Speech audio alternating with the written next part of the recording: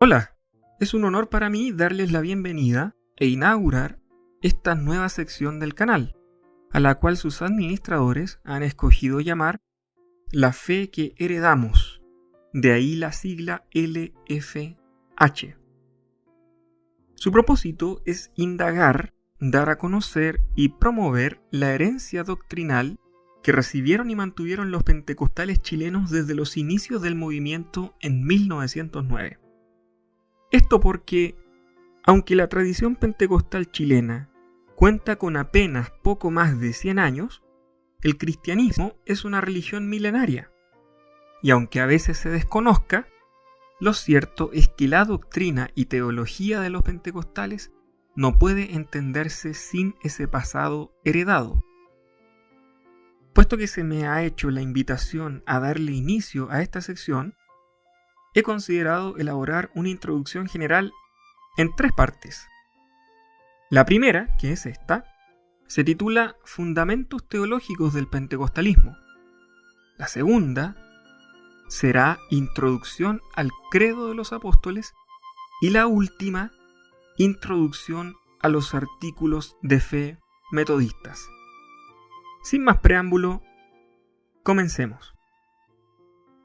El pentecostalismo chileno, surgido del avivamiento de 1909, es una de las tantas expresiones pentecostales en el mundo. En otras latitudes y en fecha similar, surgieron avivamientos en Corea, Suecia, Estados Unidos, India, y a esta pluralidad de contextos debe añadirse una pluralidad de orígenes denominacionales. Algunos pentecostales surgieron de iglesias bautistas, otros de presbiterianas, otros de anglicanas y otros de metodistas wesleyanas. Así las cosas, a nivel global, los pentecostales surgieron en distintos países y en distintas tradiciones. Lo primero que debe considerarse de esto es que el campo teológico del pentecostalismo no se agota bajo ninguna circunstancia con el caso chileno. En general, se trata de una expresión multifacética y polifónica. Cada despertar pentecostal carga consigo la herencia de la denominación de la que procede, porque no surgió en el vacío, viene de una iglesia o movimiento que le antecede. En el caso de Chile, es asumido que el pentecostalismo chileno procede principalmente del metodismo wesleyano, y de hecho esa es la herencia que caracterizó en un principio a este mover. Pero tampoco debiera olvidarse que además de los grupos metodistas de Santiago y Valparaíso, también participó del movimiento un grupo presbiteriano de Concepción, aunque la tradición presbiteriana no pervivió a nivel general en el movimiento, porque predominó la herencia metodista. A lo largo del desarrollo del movimiento chileno, una de las impresiones más duraderas que ha generado en sus observadores es su carencia de doctrina o teología oficial y ordenada. Se ha dicho que la tal casi no existe, que el movimiento es más que nada una religión oral, entre tanto más. Y aquello no es del todo erróneo, porque efectivamente este ha sido un rasgo que cualquier persona que haya convivido lo suficiente dentro de una iglesia puede notar. La verdad es que el rechazo al conocimiento teológico y doctrinal en las filas pentecostales es fruto de un lamentable malentendido y que no se limita tampoco solo a Chile. Dado que los pentecostales han solido darle una gran preeminencia a la experiencia espiritual, habiendo quienes han llegado a colocarla a veces como el centro de la vida cristiana, esto ha producido un menosprecio por el conocimiento bíblico y teológico. A esto hay que añadir que los pentecostales chilenos han protagonizado un enorme divisionismo institucional, por lo cual cada institución decide qué cosas creer o no creer, y por lo tanto, dentro del propio movimiento existe una pluralidad que hace muy difícil identificar las creencias de cada grupo. Las hay de todo tipo.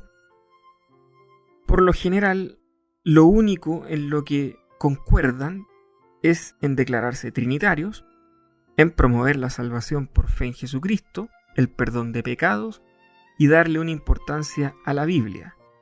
También habrá coincidencia en su concepto dispensacionalista de la segunda venida de Cristo, en el poder del Espíritu Santo y sus dones, y las sanidades. Salvo excepciones, esto es más o menos lo que suelen creer también otros grupos pentecostales en el mundo. Aún así, en el caso chileno es difícil encontrar un desarrollo teológico de todas estas creencias, por lo cual las fuentes suelen ser como mucho las revistas institucionales, los artículos de fe de cada denominación y las prédicas de los dirigentes más reconocidos. Solo en los últimos años ha habido algunas denominaciones que se han abierto a la posibilidad de tener centros de formación bíblica, pero también hay otras que todavía se resisten. Mientras tanto, pese a los puntos de consenso tácito que hemos mencionado, también perviven muchas diferencias. Si preguntáramos qué creen los pentecostales chilenos hoy, por todo lo dicho, la tarea de definirlo sería titánica. Por eso, lo más apropiado es mirar a los inicios del movimiento, porque así al menos se puede saber con certeza qué es lo que se estableció en esos días, porque a pesar de la enorme cantidad de divisiones, por sobre las 1000 al día de hoy, al menos los primeros días son un punto de partida más seguro. Los pentecostales chilenos surgieron principalmente del seno de la Iglesia Metodista Episcopal. Esta es una denominación que viene desde Estados Unidos y que se instaló en Chile a fines del siglo XIX. A ella perteneció Willis Hoover, el conocido pastor que encabezó el avivamiento de 1909 en la Iglesia Metodista Episcopal de Valparaíso.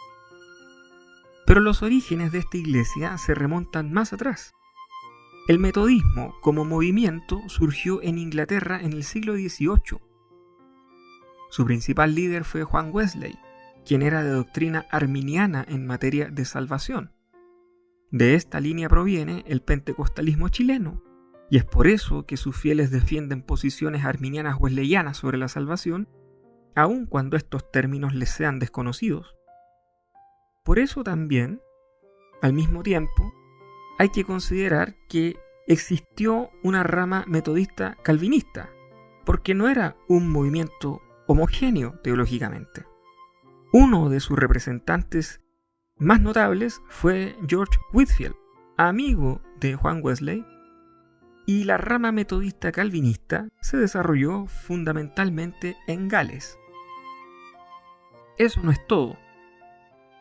El metodismo fue encabezado por personas que a su vez fueron formadas en la Iglesia de Inglaterra o Iglesia Anglicana.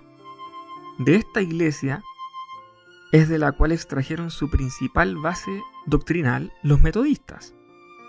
Cuando Juan Wesley tuvo que dar cierta base al metodismo, lo que hizo fue tomar los 39 artículos de la fe de la Iglesia Anglicana, que es donde está contenida su base teológica, y luego de quitar algunos, modificar otros y dejar intactos unos cuantos más, quedaron como fundamento del metodismo wesleyano los famosos 24 artículos de fe, a los cuales los metodistas de Estados Unidos agregaron uno más, y de ahí en adelante quedaron los que se conocen como 25 artículos de la fe. Es con estos mismos artículos que llegó el metodismo estadounidense a Chile. Pero además, llegó con ese milenario documento llamado Credo de los Apóstoles. Así que cada vez que se recibía a un nuevo miembro en la iglesia, se le preguntaba si iba a ser fiel a las doctrinas metodistas, como eran enseñadas en esos artículos. Y cada vez que se bautizaba a un bebé, se le preguntaba a los padres si acaso iban a enseñarle al niño el Credo de los Apóstoles. Cuando la permanencia de los pentecostales en la Iglesia Metodista Episcopal se hizo insostenible, tuvieron que separarse de ella. En ese contexto, el pastor Willis Hoover tomó la dirección del movimiento y comenzó a darle forma. Él se consideraba un seguidor de Wesley en toda regla. Además, dado que fue formado durante 4 años en el Seminario Metodista en Chile, no ignoraba los problemas teológicos de su época. Estas dos razones explican bastante bien por qué en los primeros años puede encontrarse que los pentecostales chilenos conservaron intactos los 25 artículos metodistas y el credo de los apóstoles como su base de fe. Una cita textual de Willi Huber del año 1921 nos arroja suficiente luz al respecto. Abro comillas. Cuando nos separamos, había unos pocos que pensaban que debíamos borrar toda memoria de que habíamos sido metodistas y que nosotros debíamos formular nuestro propio credo o artículos de fe y reglas de gobierno. Pero yo les dije que siempre habíamos prosperado bajo el gobierno metodista y que habíamos sido guiados por la disciplina y que no nos habíamos desviado de aquellas doctrinas en ningún grado durante el avivamiento y que, por lo tanto, no veía ninguna razón para cambiarlas. Continuamos siendo guiados por la disciplina, aunque no rígidamente limitados por ella, y nos hemos salvado de la necesidad de estudiar y discutir y disentir sobre formas de expresión, términos y materias en las que de corazón estábamos de acuerdo. Cierre comillas. Esto muestra con toda claridad la voluntad del pastor Huber. Una pregunta inevitable que realizar es ¿por qué con el tiempo esto pareciera diluirse, al punto que en el presente es difícil encontrarlo en ambientes pentecostales? Pese a ello, todavía hay iglesias que mantienen explícitos el credo y los artículos metodistas, aunque con modificaciones en el caso de estos últimos, como ocurre con la Iglesia Evangélica Pentecostal, que conserva ambos documentos doctrinales en sus himnarios y que requiere su adherencia tanto en el paso a miembro de la Iglesia como en el bautizo de infantes, igual como lo hacía la Iglesia Metodista Episcopal. Pueden encontrarse casos de otras denominaciones, frutos de quiebres posteriores, que conservan algo de esto. En el caso de la Iglesia Metodista Pentecostal, debido a sus sucesivas divisiones, cada una de ellas ha ido desarrollando sus propios documentos, algunas veces más cercanos a los 25 artículos metodistas y otras no tanto. ¿Tienen entonces fundamento teológico los pentecostales chilenos? Pese a que a veces se desconozcan, pese a que falte interés por ellos, sí, lo tienen. ¿Y qué fundamentos son esos? Principalmente 2 documentos históricos de gran valor: el Credo de los Apóstoles y los Artículos de la Fe metodistas. Estos documentos no solo proveen una síntesis de la fe bíblica, sino también muestran que los pentecostales chilenos, al menos al inicio, fueron conscientes de un claro arraigo histórico bajo la orientación que el pastor Huber buscó darle al movimiento. De tal suerte, retomar el Credo de los Apóstoles y los artículos metodistas puede ser de gran utilidad para retomar el vínculo teológico e histórico que une a los pentecostales con otros cristianos del pasado y del presente. En vista de ello, en las 2 partes siguientes se introducirán los rasgos generales de ambos documentos.